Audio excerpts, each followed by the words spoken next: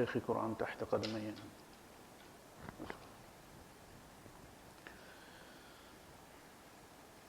إن الحمد لله نحمده ونستعينه ونستغفره ونؤمن به ونتوكل عليه ونعوذ بالله من شرور أنفسنا ومن سيئات أعمالنا من يهده الله فلا مضل له ومن يضلل فلن تجد له وليا مرشدا وأشهد أن لا إله إلا الله وحده لا شريك له ولا ضد ولا ند ولا مثيل له ولا مثال له وأشهد أن سيدنا ومولانا ومعلمنا ومرشدنا ومخرجنا من الظلمات إلى النور محمدا عبده ورسوله أرسله الله بالحق بشيرا ونذيرا وداعيا إلى الله بإذنه وسراجا منيرا فقد بلغ الرسالة وأدى الأمانة ونصح الأمة وكشف الغمة فترك أمته على المحجة البيضاء ليلها كنهارها لا يزيغ عنها إلا هالك اللهم صل وسلم وبارك عليه وعلى آله وأصحابه وأزواجه وذرياته وأهل بيته أجمعين أما بعد فأعوذ بالله السميع العليم من الشيطان الرجيم بسم الله الرحمن الرحيم يا أيها الناس إنا خلقناكم من ذكر وأنثى وجعلناكم شعوبا وقبائل لتعارفوا إن أكرمكم عند الله أتقاكم إن الله عليم خبير صدق الله العظيم رب اشرح لي صدري ويسر لي أمري واحلل عقدة من لساني يفقه قولي آمین یا رب العالمین. اللہ پاک نے انسانیت کی ابتدا ایک مرد اور ایک عورت سے کی، پھر ان کی اولاد اور اولاد کی اولاد، یعنی سوسائٹی کی ابتدا ایک مرد اور ایک عورت سے ہوئی. سارے انسان انہی میں سے ہیں، کوئی اعلیٰ اور ادنا نہیں ہے، سارے ایک ہی نسل سے تعلق رکھتے ہیں اور وہ آدم علیہ السلام کی نسل ہے، اسی لیے ہمیں آدمی کہتے ہیں. یہ سب سے بڑی قوم ہے. اس کے بعد جو قومیں اور قبیلے جو بنے ہیں، کنبے اور قبیلے بنے ہیں، وہ صرف تعارف کے لیے، تاکہ ایک دوسرے کا تعارف حاصل کیا جائے. ان سے عظمت مراد نہیں ہے کہ فلاں جو قبیلہ ہے وہ بہت بڑا ہے اور فلاں قبیلہ چھوٹا ہے. اللہ پاک نے بتا دیا کہ بڑا چھوٹا جو ہے وہ اللہ کے یہاں تقوی کی بنیاد پر ہے. ان اکرمکم عند اللہ اتقاکم، تم میں سے اللہ کے نزدیک اکرام والا، قابل اکرام، قابل عزت وہ ہے جو تقوی والا ہے، نہ کہ کسی خاص قوم والا ہے کہ اس قوم کو اللہ پاک زیادہ قریب کرے گا. اسی طرح اللہ کے رسول صلی اللہ علیہ وسلم نے بھی یہ جو ہم نے ایک ایلیٹ کلاس اپنے یہاں بنا لی ہے، یہ سابقہ مذاہب میں بھی رہی ہے، ہندوؤں میں بھی ہے. برہمن اعلیٰ ہیں، ہمارے یہاں سید جو ہے وہ اپنے آپ کو اعلیٰ کہتے ہیں، چاہے وہ شرابی ہو، چاہے کسی ہر دنیا کا ہر عیب اس میں موجود ہو، لیکن بس اس کا سید ہونا ہے تو شاہ جی السلام علیکم جی. لیکن شاہ وہی ہے، سید وہی ہے جس کے عمل سید ہیں.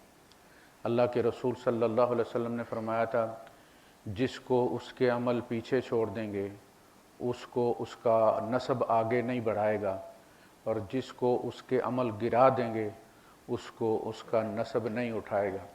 کہ یہ بڑا گناہ گار بندہ ہے، لیکن چونکہ یہ سید ہے لہٰذا اللہ کے عرش کے سائے کے نیچے اس کے لیے کرسی لگا دو.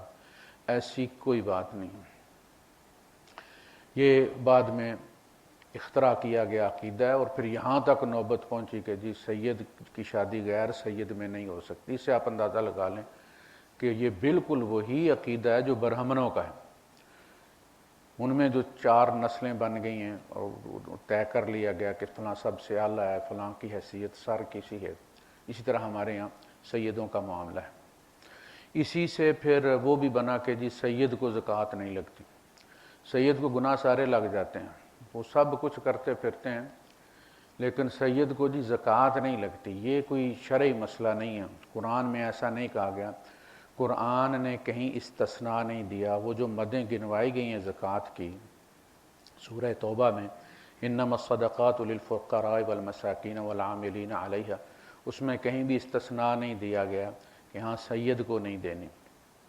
وہ اگر فقیر مسکین سید ہے، ابن السبیل سید ہے، تو بھی اس کو زکوٰۃ لگتی ہے، وہ ضرورت مند ہے، زکوٰۃ ضرورت مند کا حق ہے، چاہے وہ سید ہے یا غیر سید ہے۔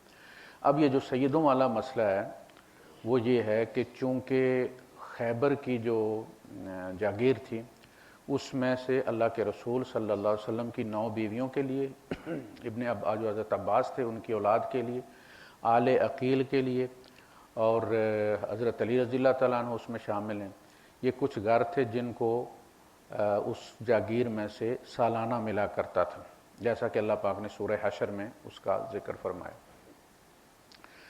تو ان پر پھر زکوٰۃ اس لیے روکی گئی تھی کہ ڈبلنگ نہ ہو جائے، یعنی یہ اس میں سے رسول اللہ صلی اللہ علیہ وسلم کی فیملی میں سے بھی اپنا کوٹا، اپنا الاؤنس لے لیں، اور امت والے میں سے بھی لے لیں، باقی لوگوں میں سے بھی لے لیں۔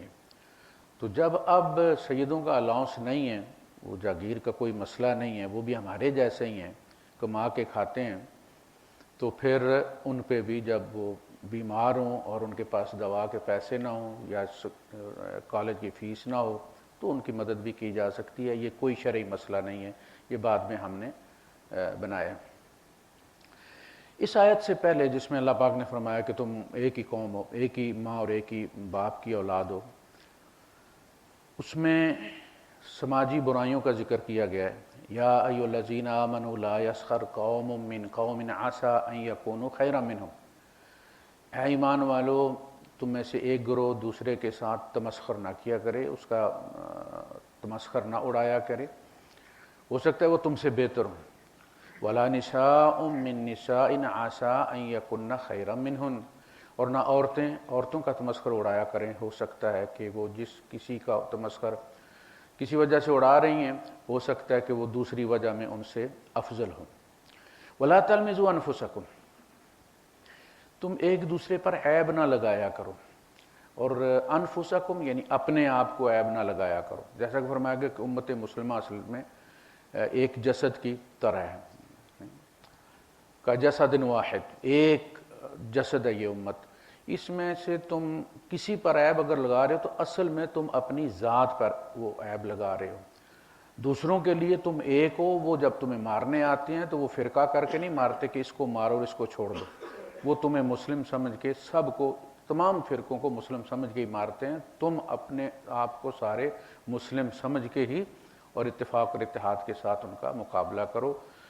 اگر جسد کے ایک عضو کو کوئی تکلیف ہو، کہیں چوٹ لگ گئی ہے، کوئی کٹ لگ گیا ہے یا ویسے کوئی تکلیف ہے، تو باقی جسم سو نہیں جاتا کہ پاؤں کو درد ہے تو ہوتا رہے، ہم سو جاتے ہیں۔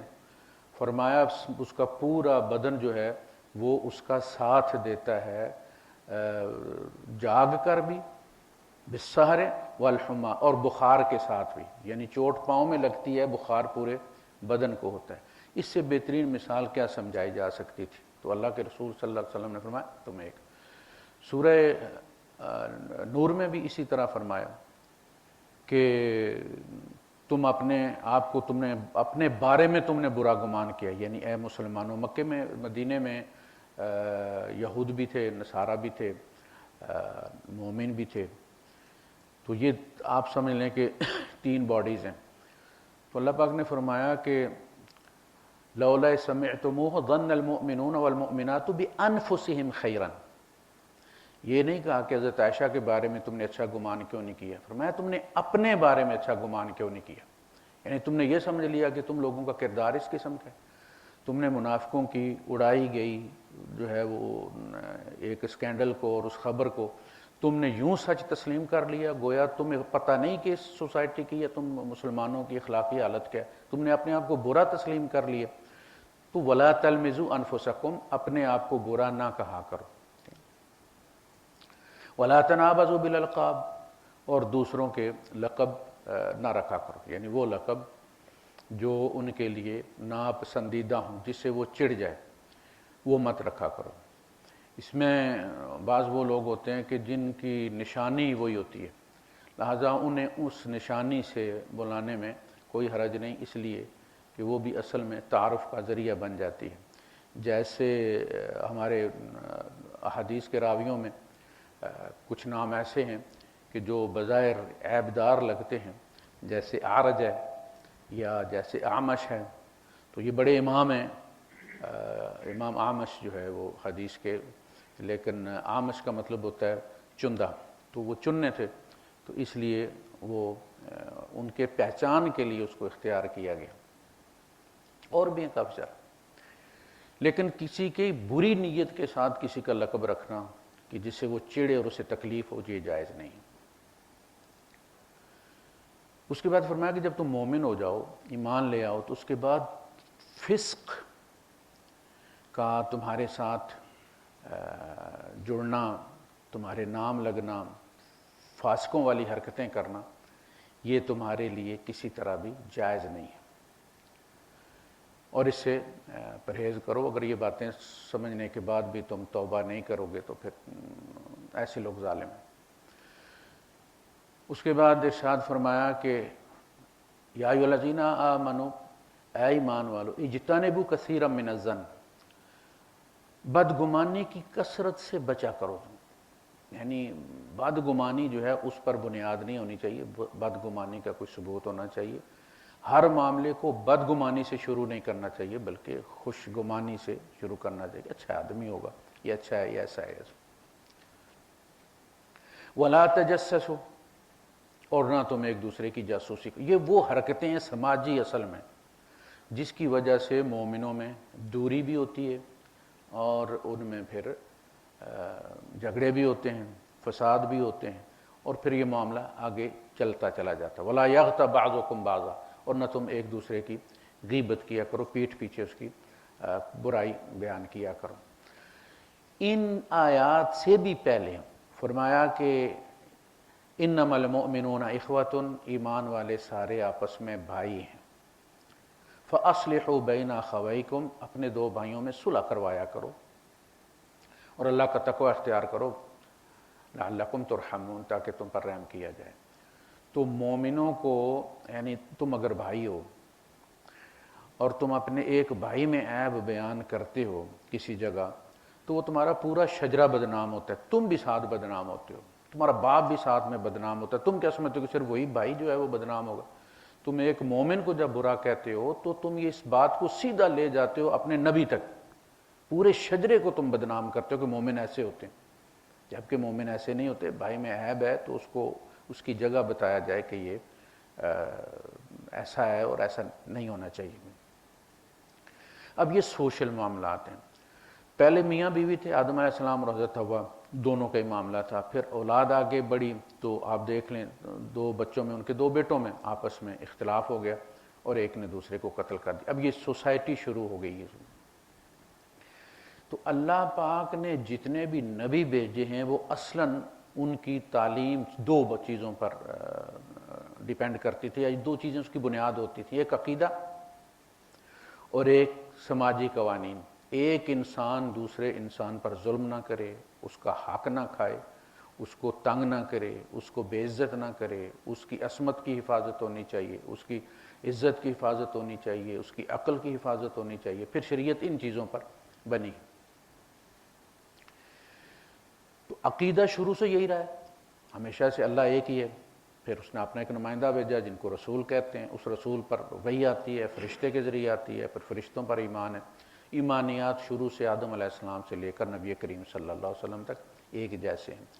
قوانین جوں معاشرہ بڑا ہے، آپ دیکھتے ہیں کہ جب ٹریفک کم ہوتی ہے، کسی شہر میں گاڑیاں کم ہوتی ہیں تو سگنل کی بھی ضرورت نہیں ہوتی، لوگ چلتے رہتے ہیں اسی طرح۔ جیسے گاؤں دیہات میں گاڑیاں ہیں لیکن سگنل نہیں ہیں۔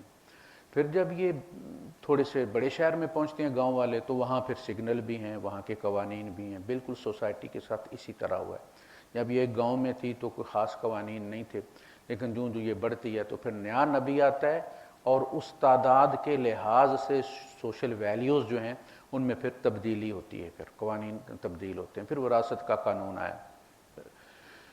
تو جو سماجی معاملات ہیں، عقیدہ اور سماجیات، یہ دو اہم ترین ہیں۔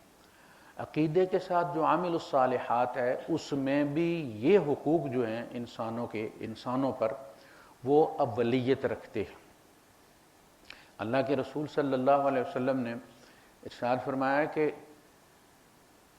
اگر ایک بندہ شہید ہو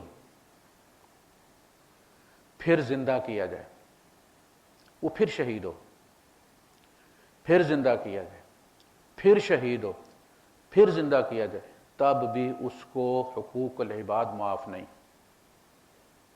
یہ اس کی اہمیت ہے۔ آپ بے شک 100 حج کر لیں، آپ بے شک ہر سال عمرہ کریں، لیکن اس سے آپ کی اپنی ذاتی کوتاہیاں جو ہے وہ معاف ہو سکتی ہیں۔ دوسرے کے ساتھ کی ہوئی زیادتی، اگر کسی کا مال کھایا ہوا ہے تو آپ بے شک لبیک اللہم لبیک جا کے کرتے رہیں وہاں پہ۔ اللہ کے رسول صلی اللہ علیہ وسلم نے باقاعدہ اپنی حدیث میں کہا ہے کہ ایک آدمی اپنے غبار آلود پاؤں لے کر اور بکھرے ہوئے بال لے کر حرم میں آتا ہے اور لبیک اللہم لبیک کہتا ہے، تو اللہ اسے لبیک و سعدیک کیسے کہے گا جب کہ ملبسہ حرامن، اس نے جو احرام باندھا ہوا ہے وہ بھی حرام کا ہے، وَمَأْكُلُهُ حرامن، اور جو اس نے کھایا ہوا ہے وہ بھی حرام ہے، وَمَشْرَبُهُ حرامن، اور اس کا کھانا پینا جو بھی ہے وہ حرام ہے، تو اس کو پھر اللہ پاک کیسے اپنا ہاتھ پکڑائے گا؟ تو سب سے پہلے جو ہے وہ اپنے معاملات کی خبر لیں۔ جانا ہے تو کسی کا حق دبایا ہوا ہے تو جو آپ کرایہ وہاں لے کے خرچ کر کے جائیں گے پہلے وہ حق ادا کر دیں کسی کا، آپ کا عمرہ اپنے گھر بیٹھے ہو جائے گا۔ رب کو راضی کرنا نا، اگر عمرے کا مقصد رب کو راضی کرنا ہے اور گناہ دھونا ہے تو آپ جب کسی کا حق ادا کر دیں گے تو وہ گناہ دھل جائے گا اور رب آپ سے راضی ہو جائے گا۔ لیکن ہم عام طور پہ شوق ہوتا ہے بس جا کے دیکھنے کا، کم از کم اللہ کا گھر آنکھوں سے دیکھیں، پھر سیلفیز ہوتی ہیں، پھر حاجی صاحب بنتے ہیں، لیکن جو معاملات ہیں ہمارے وہ درست نہیں ہیں۔ اور انسان کو انسانوں میں بھیجا ہی اس لیے گیا ہے تاکہ یہ جا کے انسانوں میں رہے اور ان کے حقوق ادا کرے، اپنے فرائض ادا کرے اور ان میں گزر کر جنتی بن کے آئے۔ دیکھیں دوڑ ہوتی ہے، رکاوٹوں والی دوڑ ہوتی ہے اور کھلاڑیوں کو اس کے اوپر سے کود کے دوسری طرف جانا ہے۔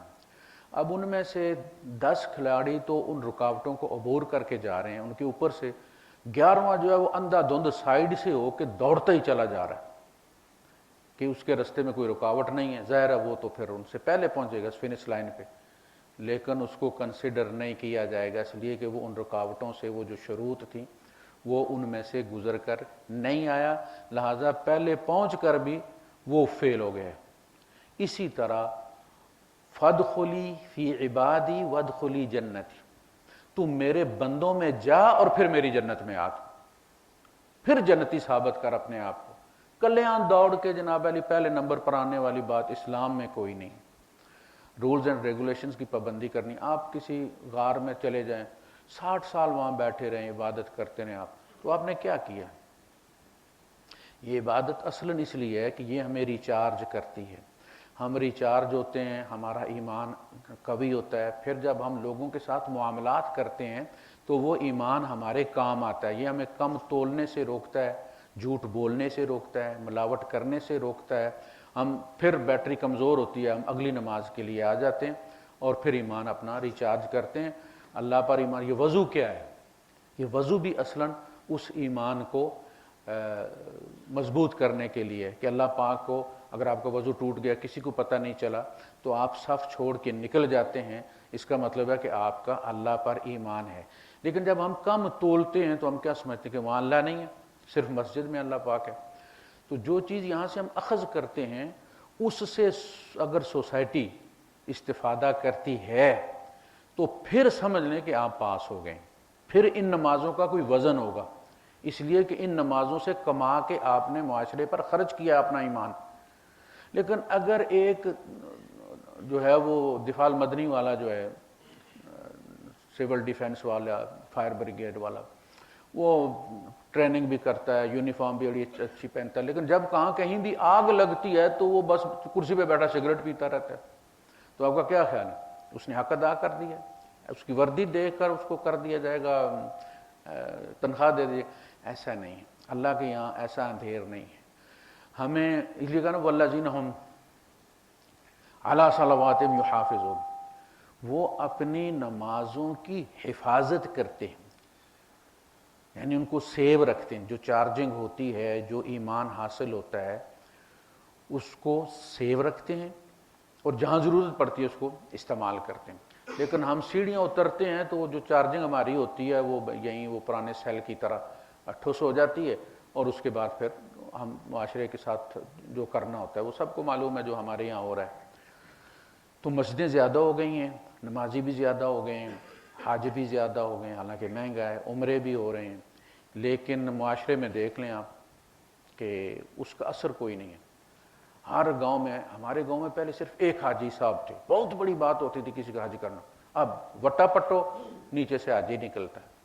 لیکن معاشرے کی حالت دیکھ لیں آپ جاتے ہیں، بڑے بڑے معزز شکل سے بڑے بزرگ نظر آنے والے جب بولتے ہیں تو کس قسم کی گالیاں دیتے ہیں۔ ایک بس میں بیٹھ جائیں آپ کو پتہ چل گیا سوسائٹی کا کیا، ملاوٹ کا کیا عالم ہے، کس طرح لوگ کر رہے ہیں، اور سمجھتے ہیں کہ حالانکہ حضور صلی اللہ علیہ وسلم نے اس کے بارے میں بڑی سخت وعید ارشاد فرمائی، من غشنا فلیس منا، جس نے ہمیں دھوکہ دیا وہ میری امت میں سے نہیں ہے، وہ ہم امت مسلمہ میں سے نہیں ہے وہ۔ یعنی یہ سب سے بڑی دھمکی ہے کہ قیامت کے دن اللہ کے رسول یہ کہہ دیں کہ اس کا میرے ساتھ کوئی تعلق نہیں، یہ سب سے بڑی سزا، پھر ہر دروازہ بند ہو جاتا ہے۔ تو سوشل معاملات میں قرآن حکیم نے سب سے زیادہ زور دیا۔ آپ دیکھیں سورہ معون، ہم جب بھی شروع کرتے ہیں درمیان میں وہ رہ جاتی ہے، کہ اللہ پاک نے فرمایا کہ بھئی بندہ دیکھنا ایسا بندہ، اس کی نشانی ارأیت الذی یکذب بالدین، جس کا بدلے کے دن پر ایمان نہیں ہے، وہ جھوٹا سمجھتا ہے اس کو، یکذب جھٹلاتا ہے اس کو، کوئی بدلہ شدلہ نہیں، وہ بندہ دیکھنا ہے۔ کیا پتہ کسی کے ماتھے پہ تو لکھا ہوا نہیں ہے، ایک مولوی بھی یکذب بالدین والوں میں سے ہو سکتا ہے، حافظ بھی ہو سکتا ہے، حاجی بھی ہو سکتا ہے، قاضی بھی ہو سکتا ہے، کوئی بھی ہو سکتا ہے۔ اللہ کا نشانی دیکھ لو، ارأیت الذی یکذب بالدین فذلک الذی یدعو الیتیم، یہ وہ ہے جو یتیم کو دھکے دیتا ہے۔ گھر میں یتیم ہے، بھائی کا بیٹا ہے، اپنے بیٹے کو کھانے کو اچھا دیا ہے، اس کو دوسری قسم کی چیز دی ہے تو دور کر کے اس کو بٹھایا ہے، اگر وہ اس کے بیٹے والے کھانے کی طرف دیکھتا ہے تو کہتا ہے آنکھوں سے نکالنا ہے۔ یہ دھکے ہیں، کوئی فزیکل دھکے مراد نہیں ہیں، یہ وہ نفسیاتی دھکے ہیں جو ساری زندگی اس بیچارے کا پیچھا کرتے رہتے ہیں۔ یتیم ایسی چیز کہ اللہ کے رسول صلی اللہ علیہ وسلم نے فرمایا انا وکافل الیتیم، میں اور یتیم کی کفالت کرنے والا۔ اس کے بعد آپ نے جمعے کے خطبے میں انگلیاں اٹھائی ہیں دائیں ہاتھ کی، کہاتین فی الجنہ، جس طرح یہ انگلیاں جڑی ہوئی ہیں قیامت میں ہم دونوں اس طرح ہوں گے، میں اور یتیم کی کفالت کرنے والا۔ اب اسی طرح فرمایا کہ تمہیں کیا پتا، یعنی میں نے تمہیں یہ دیا، یہ دیا، یہ دیا، الم نجعل لہ عینین ولسانا وشفتین وہدیناہ النجدین فلاقتحم العقبہ،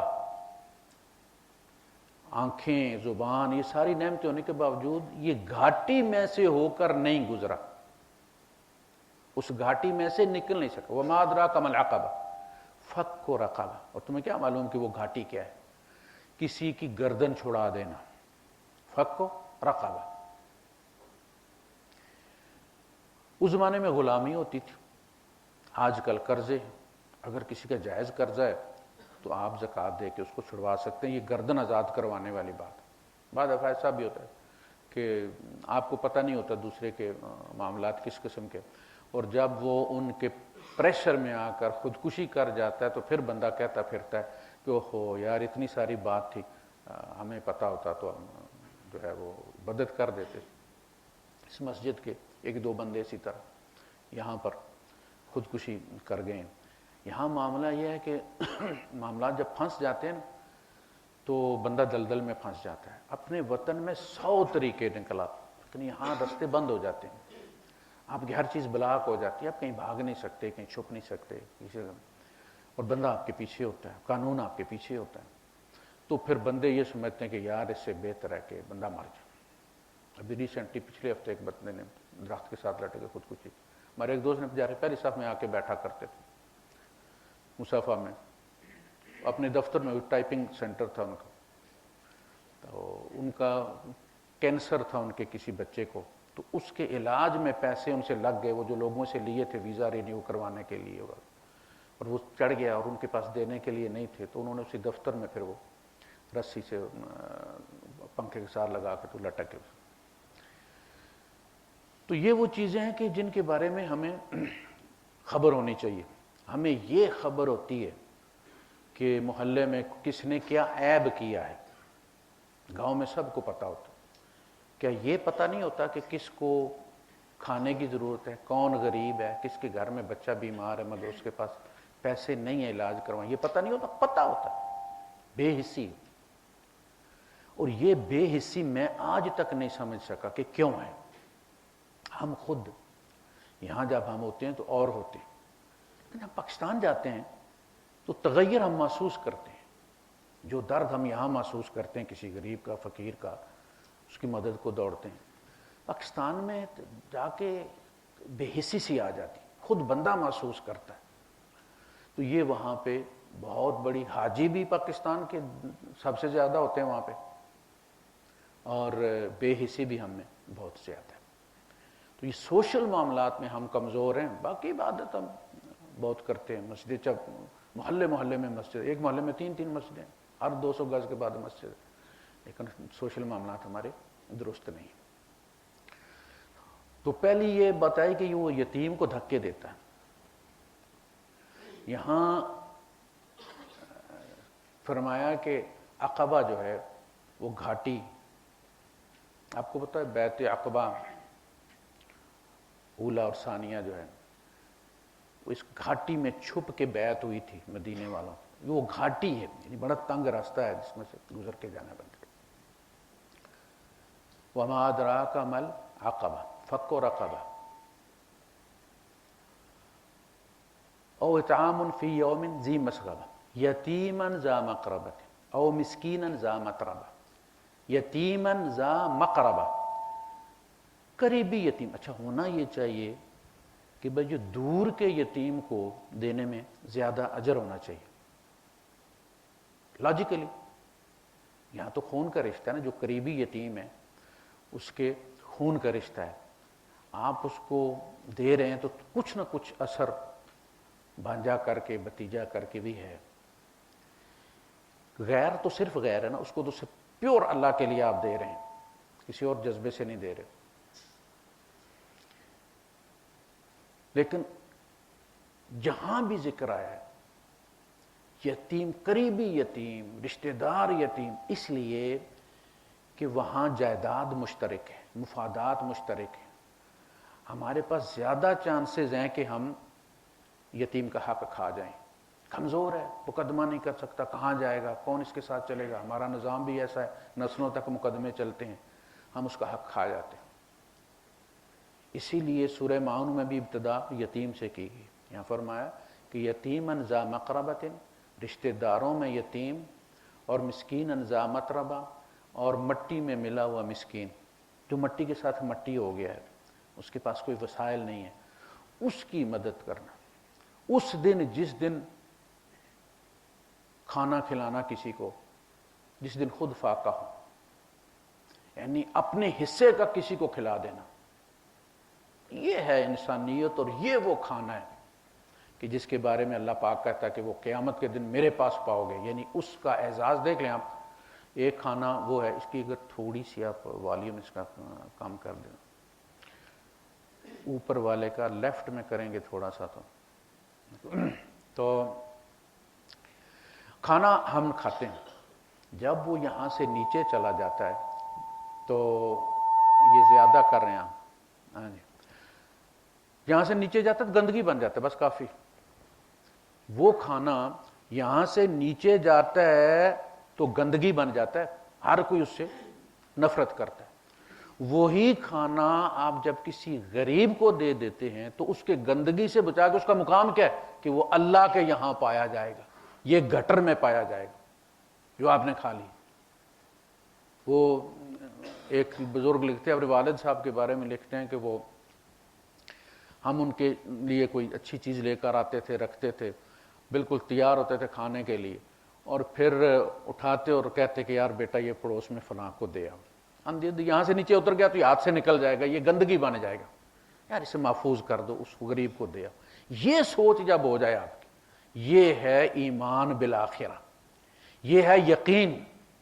وبالآخرۃ ہم یوقنون، آخرت پر ان کا اتنا یقین ہے کہ جب اللہ پاک یہ کہتا ہے کہ 1 کے 700 اور کچھ کو اللہ اپنے فضل سے زیادہ بھی دے گا، بیوقوف سے بیوقوف آدمی کو بھی اگر یقین ہو نا کہ ایک بندے کو میں 100 دوں گا اور وہ مجھے 700 واپس کرے گا، تو وہ ادھار دے لے کے بھی کہیں سے آئے گا کہ بھائی صاحب یہ پکڑو.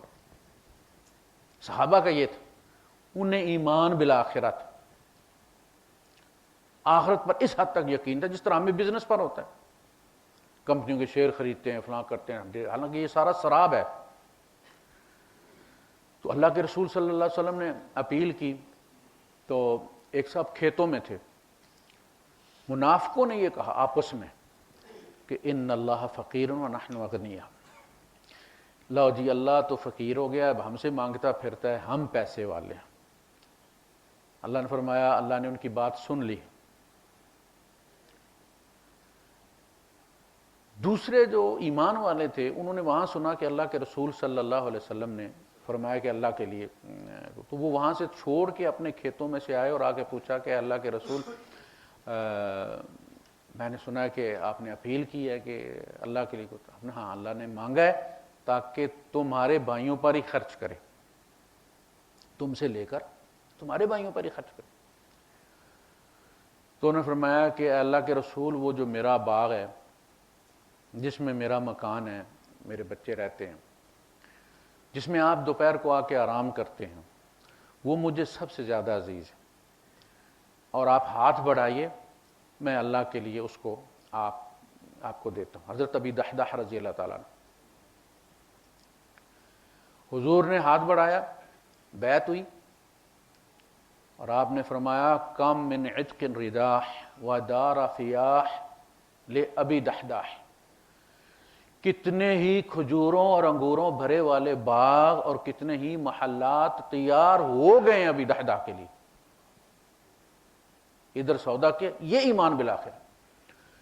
آپ گئے اور آپ نے بیوی کو اس کے باہر سے آواز دی ہے کہ بچے لے کر باہر نکل آؤ، جو کچھ اندر ہے وہ ادھر ہی رہنے دو، بچے لے کر باہر نکل آؤ.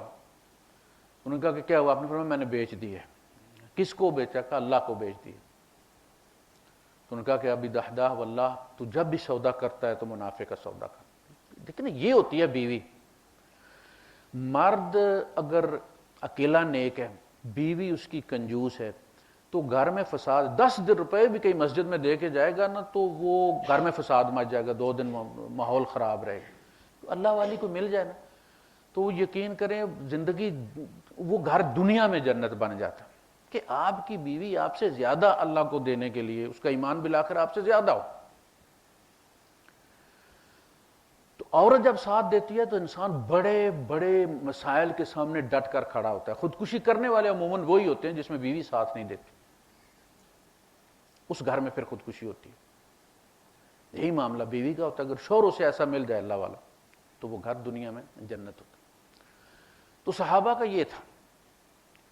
اس لیے اللہ کے رسول صلی اللہ علیہ وسلم، اس لیے وہ لوگ، ایک تو یہ کہ اسلام ابھی ابتدائی دور میں تھا اور کوئی پتہ نہیں تھا، کسی وقت بھی پانسا پلٹ سکتا تھا. منافق اسی لیے تو آخر تک اس امید میں رہے کہ اب فلاں قبیلہ اٹھا ہے وہ ان کو مٹا دے گا، فلاں چڑھ کے آ رہا ہے ان کو مٹا دے گا. جیسے ہمارے بارے میں سنتے ہیں کہ جی فلان نے پلان بنا لیا، 2009 میں پاکستان ختم ہو جائے گا، 2000 میں ختم ہو جائے گا، 2010 میں ختم ہو جائے گا۔ دشمن بناتے ہیں نا منصوبے، اسی طرح وہ بھی بناتے تھے، اور کچھ لوگوں کو امید یہ تھی کہ بس صفایا ہو جائے گا۔ اس ماحول میں انویسٹ کرنا اسلام پر بہت بڑی بات تھی۔ اس لیے اللہ کے رسول صلی اللہ علیہ وسلم نے فرمایا کہ میرے اصحاب نے جو خرچ کیا، میرے اصحاب کی دی ہوئی، وہ جو بعد میں آنے والے ڈھیروں سونا بھی دیں تو میرے اصحاب کی دی ہوئی مٹھی بھر کھجوروں کے برابر بھی نہیں ہے، ولا نصیفھا، اس کے آدھے کے برابر بھی نہیں۔ اس لیے کہ اس وقت اسلام ڈیپینڈ ہی ان پر کر رہا تھا۔ اب تو امت 1.5 ارب ہو گئی ہے، لیکن اس زمانے میں یہ تھا کہ اگر مدینے میں مٹ گئے تو سمجھے ختم ہو گئے، ایک ہی بستی میں تھے نا۔ اللہ پاک نے فرمایا لا یستوی منکم من انفق من قبل الفتح وقاتل، لا یستوی منکم انفق، تم میں جنہوں نے فتح مکہ سے پہلے انفاق کیا ہے، جب ڈاواں ڈول تھی پوزیشن اسلام کی اور مسلمانوں کی، اور وہ لوگ جنہوں نے فتح کے بعد انفاق اور قتال کیا ہے، وہ دونوں برابر نہیں ہو سکتے، وہ دونوں برابر نہیں ہو سکتے۔ حضرت عباس چچا ہیں، حضرت علی بھتیجے ہیں، لیکن حضرت عباس حضرت علی جیسے نہیں ہو سکتے، اس لیے کہ حضرت علی رضی اللہ عنہ اس وقت انفاق کیا جب مکہ فتح نہیں ہوا تھا۔ حضرت عباس فتح مکہ پر ایمان لائے تھے، آپ کو پتہ ہے بدر میں وہ قیدی ہو گئے تھے، بنا لیا گیا تو۔ اسی طرح امیر معاویہ رضی اللہ تعالیٰ عنہ فتح مکہ پر ایمان لائے ہیں، صحابی ہیں رسول اللہ صلی اللہ علیہ وسلم کے، لیکن حضرت علی جیسے نہیں ہو سکتے۔ کس معنوں میں؟ ان معنوں میں جو اللہ نے پیمانہ طے کیا۔ لا یستوی منکم من انفق من قبل الفتح وقاتل اولئک اعظم درجۃ، یہ اعظم ہے ان درجے سے، الذین انفقوا من بعد وقاتلوا، جنہوں نے فتح مکہ کے بعد جہاد بھی کیا، انفاق بھی کیا، لیکن وہ فتح مکہ سے پہلے والوں جیسے، یہ وہ ہیں الاولون جو ہے نا، وہ السابقون الاولون جو فتح مکہ سے پہلے ایمان لائے تھے۔ تو ایمان بالآخرہ یہ ہے کہ آپ کو پیسہ لگایا ہوا نا بندے کو تو شوق ہوتا ہے، آپ نے دنیا میں اتنا اللہ کی راہ میں دے دیا، آپ اندازہ کریں اللہ کے راہ میں دینے والے ایسے ہمارے ساتھی ہیں کہ میں بار بار انہیں کہتا ہوں کہ یار رہنے دے، آپ نے پہلے ابھی اتنا دیا ہے، ابھی پچھلے مہینے آپ نے اتنا دیا ہے، تو آپ رہنے دیں، دوسروں سے ہم کر لیں گے۔ ایسے لوگ ہیں، یعنی جس کو کہتے ہیں نا کہ تھکتے نہیں اللہ کی راہ میں دیتے ہوئے، یہ ہے ایمان بالآخرہ۔ جب دیا ہوا ہوتا ہے نا تو بندے کو شوق ہوتا ہے آگے جانے کا، شوق ہوتا ہے کہ یار میں نے اللہ کی راہ میں اتنا دیا تھا تو میں کوئی مفلس نہیں ہوں، جا رہا ہوں تو آگے کچھ بھیجا ہوا ہے۔ یہ وہ لوگ ہیں جنہیں مرنے کا شوق ہوتا ہے، موت ان کے لیے ڈراوا نہیں ہوتا، جنہوں نے پاکستان میں انویسٹ کی ہوئی ہوتی ہے، 2-4 کوٹھیاں بنائی ہوئی ہوتی ہیں، کوئی فیکٹری بنائی ہوئی ہوتی ہے، انہیں فنش ہونے کا ڈر نہیں ہوتا، وہ تو شکر کرتے ہیں کیونکہ فنش کرے، گریجویٹ ہی ملے اور جا کے کھائیں، سیٹ پر بیٹھ کے جائیں، بھائی کیوں صندوق میں بند ہو کے جائیں۔ تو جس نے بھیجا ہوتا ہے، ایک بندہ ہے اس نے کہا کہ اللہ کے رسول موت سے بہت ڈر لگتا ہے، آپ نے فرمایا کوئی مال ہے، اس نے کہا ہے، آپ نے فرمایا آگے بھیج دے، جہاں انسان کا مال ہوتا ہے وہاں اس کا دل ہوتا ہے، کچھ بھیجے گا آگے تو مرنے پہ دل کرے گا، موت سے ڈر نہیں لگے گا۔ تو انہوں نے بھیجا ہوا ہوتا ہے تو آگے پہ چلیں جائیں۔ پاکستان میں اگر کسی نے مکان بنایا ہوا، کوٹھی بنائی ہوئی ہے تو جانے پہ دل کرتا ہے کہ یار جائیں گے، آپ کو کرایہ دار رہتا ہے، نکال لیں گے، ہم رہیں گے وہاں پہ، رہنے کے لیے بنایا تھا۔ ضروری ہے یہاں آپ کو پتا نا ڈیروں میں کیسے رہتے ہیں، ساری زندگی ڈیرے میں ہی گزارنی ہے، چل کے اپنی کوٹھی میں بیٹھیں گے، تو وہ پاکستان جانے پر موت نہیں پڑے گی، اسے ہارٹ اٹیک نہیں ہوگا اس کو۔ لیکن جس نے کچھ نہیں بنایا وہ جس دن سنتا ہے، کتنے ساتھی ہیں لسٹ میں نام آیا ہارٹ اٹیک ہو گئے، سٹروک ہو گئے، اس لیے پیچھے بنایا ہوا کچھ نہیں۔ ایمان بالآخرہ یہ ہے کہ میں نے پچھلے جمعے میں بھی کہا تھا کہ اللہ کے رسول صلی اللہ علیہ وسلم نے فرمایا کہ ایمان، یہ جو مال ہے نا، یہ تم کہتے ہو، آدم کی بیٹا کہتا ہے کہ مالی مالی، میرا مال میرا مال، حالانکہ مال اس کا وہ ہے اکلا و افنا، کھا لیا اور فنا کر دیا اس نے، بس وہی اس کا حصہ تھا۔ وہ البسا وہ ابلا، پہن لیا اور پرانا کر دیا. وَتَصَدَّقَ وَأَبْقَى, اور صدقہ کیا اور بچا لیا. 3 کیٹیگری سے یہ اس کا مال ہے. جو پیچھے وہ رسال لڑیں گے آپس میں اور مقدمے کریں گے وہ اس کا نہیں, وہ پچھلوں کا ہے. اور ہم میں سے اکثر اسی چکر میں ہمارا رزق روز کا روز دے دیا جاتا ہے. ہمیں پریشانی اصل میں اپنی اولاد کے لیے ہے کہ وہ کام نہ کریں, یعنی اتنا اکٹھا کر جاؤں کہ میری اولاد کام کیے بغیر کھا لے. حالانکہ اولاد کی جو مصیبتیں ہیں, اس کے جو مصائب ہیں, وہ اس کی فائل میں لکھے ہوئے ہیں. بادشاہوں کے بیٹوں کو بھی مسائل ہو جاتے ہیں جو ان کے مقدر کے ہیں. اب دیکھنا ہمارے پڑوس میں عراق میں اس نے بیٹے کیسے پالے تھے, وارث بنا کے پالے تھے. ان کے سامنے ٹوٹی ہڈیاں دیکھی اس نے, اسے پتا تھا کہ ان کی فائل میں کیا لکھا ہوا. اولاد اپنا مقدر خود لے کر آتی ہے. جس نے تعلیم دے کے بچے کو پاؤں پر کھڑا کر دیا, اس نے اس کو سب کچھ دے دیا, کمائے بنائے اور کھائے, اور اس کی قدر بھی ہوگی اس کو. آپ دیکھتے نہیں کہ باپ کے مرنے کے بعد سب سے پہلے اولاد کیا کرتی ہے, اس کی بنی ہوئی چیزیں بیچتی ہے, اور اس نے زندگی پر نہیں بیچی. کس کے لیے؟ اولاد کے لیے. اور اولاد نے پہلا کام ہی بیچنے سے شروع کیا. باقی جائیداد تقسیم ہو گئی. ایک کوٹھی رہتی ہے, یہ مکان ہے, اس میں ماں رہتی ہے. ظاہر ماں باپ کی عمر کی ہوگی نا, 2 سال چھوٹی ہوگی, 5 سال چھوٹی ہوگی. لیکن باپ اگر مر گیا, بڑھاپے کو پہنچ گئے, تو والدہ نے بھی مر جانا یار, تم 2-4 سال صبر کر جاؤ نا. اب اللہ کے سارے بھائی تتے توے پہ کھڑے ہیں, ایک دوسرے کے ساتھ لڑ رہے ہیں, آ کے گالیاں دیتے ہیں ایک دوسرے کو. بھائی تم جب ماں کو نکال کے بیچ کے حصہ کر لو گے اپنے اپنے, تو ماں کو کس کے حصے میں ڈالو گے؟ اب تو وہ شوہر کے حصے میں رہتی ہے, اس کی چھت چھین لو گے تو پھر کیا کرو گے, کہاں رکھو گے اسے؟ تمہاری بیویاں تو دھکے دیں گی اسے, تو وہ پھر مہینے پر رہے گی, ایک مہینہ ایک بھائی کے پاس, اس کے برتن دھوئے گی. جس دن ماں آئے گی اس دن تم ماسی کو نکال دو گے کہ ممی آ گئی ہے, وہی صبح بچوں کو ناشتہ تیار کر کے دے گی. اس کو رہنے دو, اس گھر کے ساتھ اس کی یادیں, اس کی شوہر کی چیز ہے, فوت ہو جائے گی, کر لیں تقسیم. اس لیے مجھے نہیں معلوم, میں نے آج تک نہیں پڑھا کہ صحابہ کے دور میں کوئی مکان بھی تقسیم کیا گیا, میں نے نہیں پڑھا کہ عمر فاروق رضی اللہ عنہ کے گھر پہ کو جو ہے وہ گھر بیچا گیا اور پھر عبید اللہ ابن عمر اور عبداللہ ابن عمر اور اس میں تقسیم کیا گیا.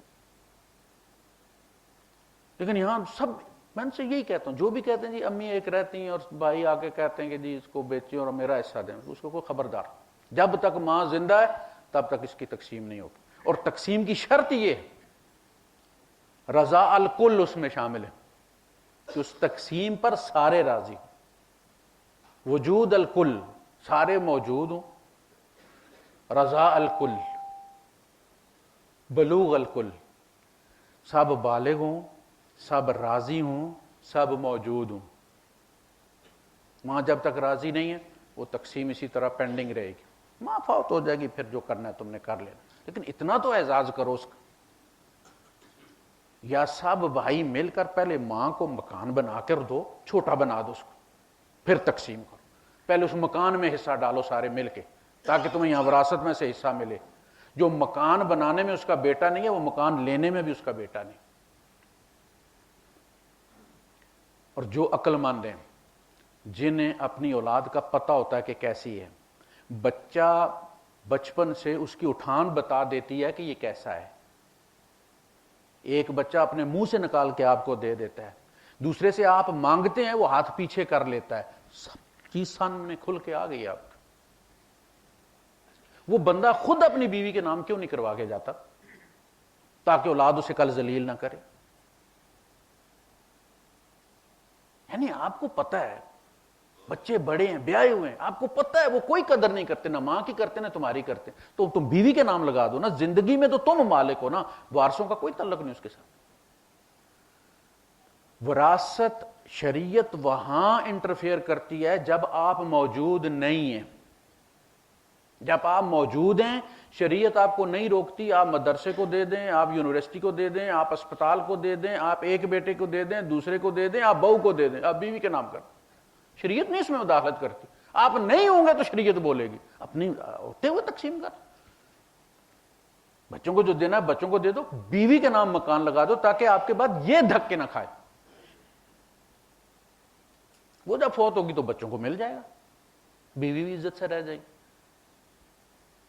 تو سوشل معاملات جو ہیں جس میں وہاں فرمایا کہ الذی یدعو الیتیم ولا یحض علی طعام المسکین، مسکین کو کھانا کھلانے کی. اچھا مسکین بعض دفعہ ہم کسی کو دینا چاہتے ہیں نا، پہلے پوچھتے ہیں اس کا فرقہ کیا ہے،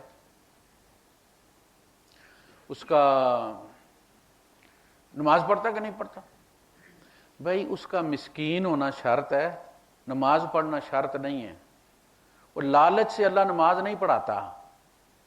یہ سجدہ جو ہے یہ پیسے دے کر اللہ نہیں خریدتا، عمل اس کے پاس ہے. وہ غریب ہے، جب تک اس کی سانس چل رہی ہے اس کا رزق اللہ کے سپرد ہے. اللہ تمہیں کہہ رہا ہے کہ اس کو دو.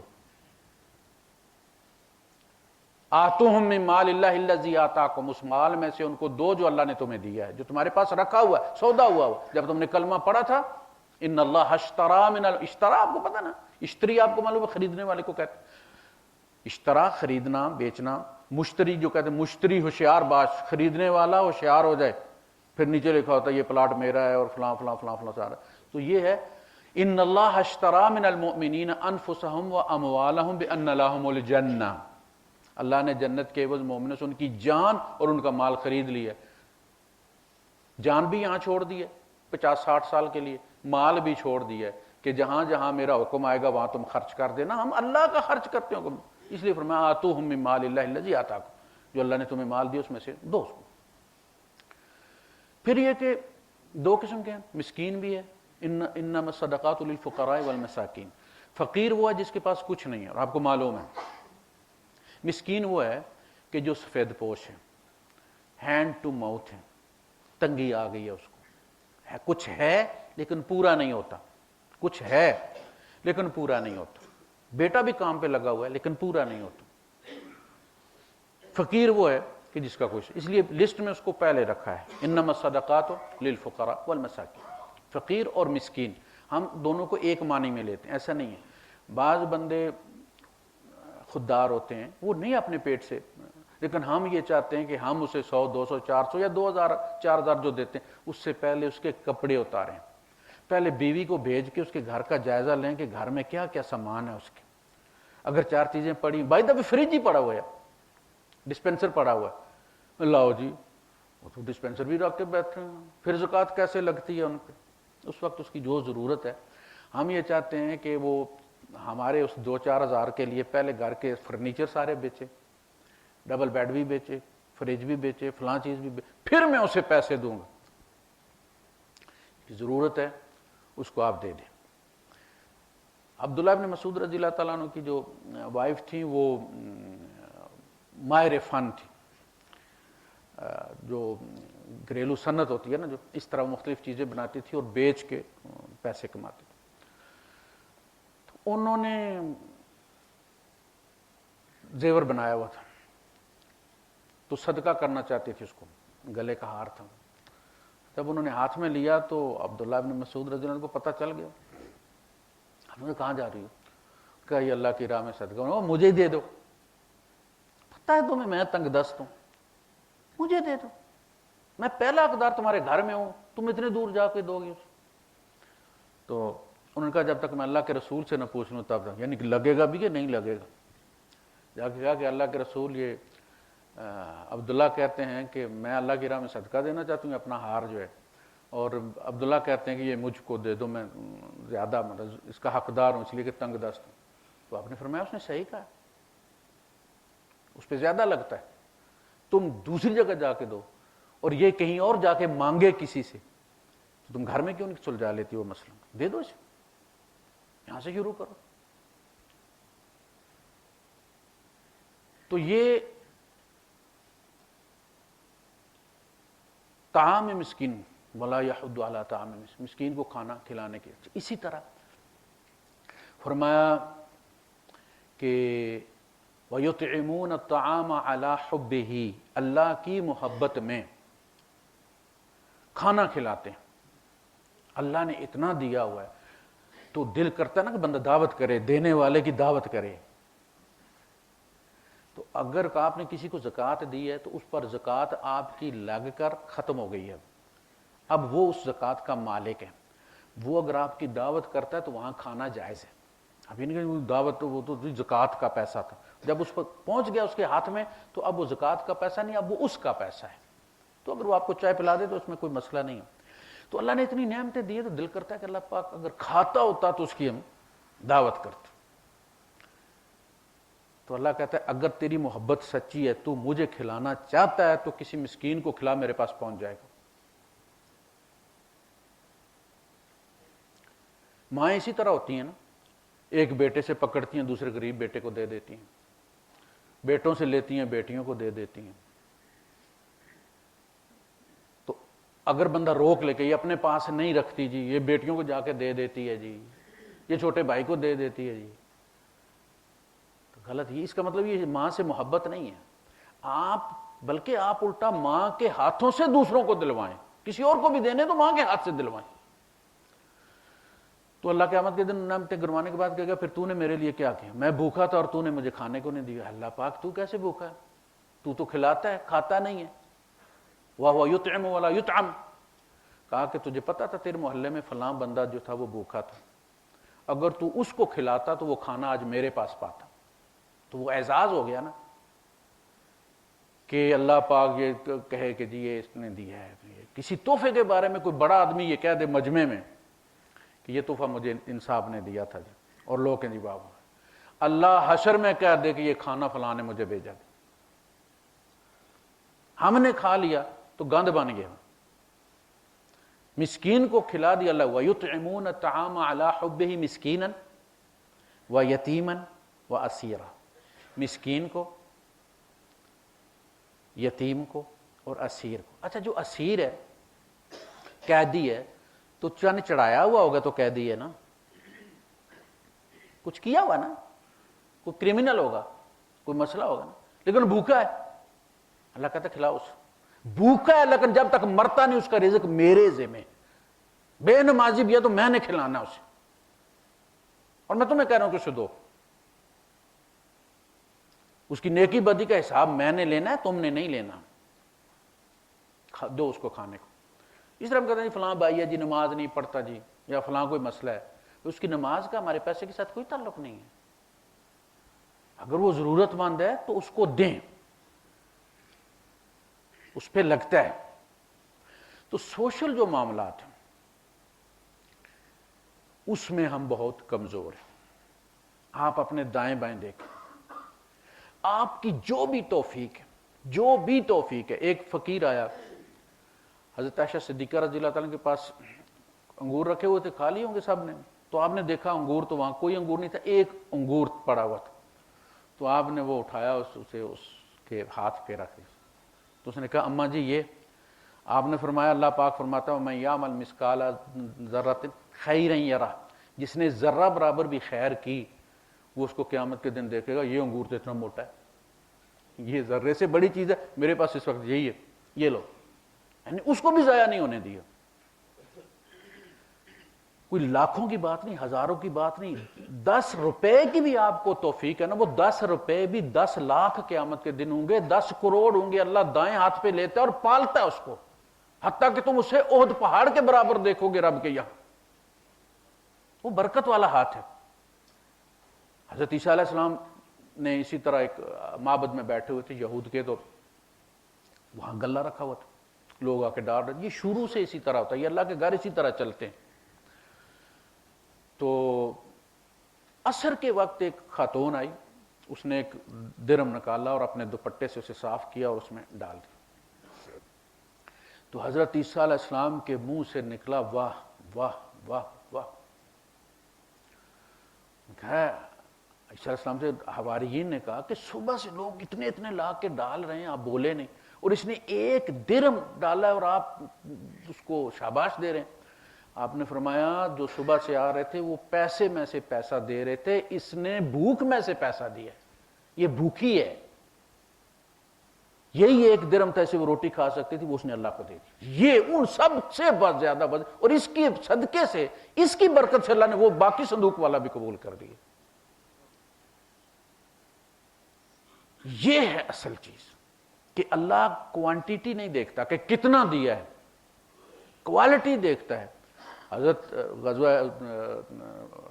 تبوک میں جب حضور نے اپیل کی تو حضرت ابو بکر صدیق رضی اللہ تعالیٰ عنہ گھر پر جو سارا مال لے کر آئے تھے وہ حضرت عمر فاروق کے آدھے سے، وہ 50% لائے تھے، آدھے سے کم تھا، یعنی ان کا آدھا بھی ابو بکر صدیق رضی اللہ تعالیٰ عنہ کے سارے سے زیادہ تھا، لیکن دیکھنی پرسنٹیج تھی کہ ابو بکر جو بھی لائے وہ 100% لے آئے۔ پوچھا گھر میں کیا ہے؟ فرمایا اللہ اور اس کا رسول، ان کی محبت رکھی۔ ان سے پوچھا تو انہوں نے کہا کہ میں نے اے اللہ کے رسول میں آدھا گھر والوں کے لیے چھوڑ کے ہوں، آدھا تو ان کا زیادہ بھی تھا، لیکن تھا کتنا؟ 50% تھا۔ ایک بندہ 1 کروڑ میں سے کسی کو 1 لاکھ بھی دے دے اور دوسرا 100 روپیہ اس کے پاس، وہ 100 دے گی تو اس نے 100% دیا، 100 والے نے وہ زیادہ پیسہ دیا اس نے۔ تو اللہ کے یہاں اس طرح سے ہوتا ہے، دنیا میں اس پیسے میں برکت ہوتی ہے، آپ کے بچوں کی انشورنس وہاں نہیں، اس قسم کے صدقے آپ کی اولاد کی انشورنس ہے۔ اللہ پاک قبول فرمائے۔ وآخر دعوانا الحمدللہ۔